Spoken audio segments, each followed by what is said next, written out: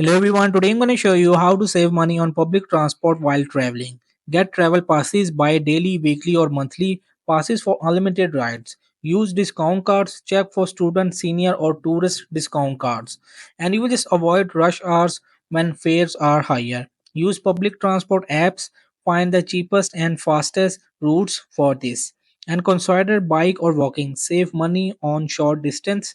Buy tickets in advance. Some transport system offer discounts for early booking, and you will just check free transport options. Some cities have free bus or train routes. So this is the daily life on you will just have to apply to save your money on public transport while traveling. You will just buy some bicycle in a short way distance. So hope this video help you. Please don't forget to like and subscribe and get notified for more videos.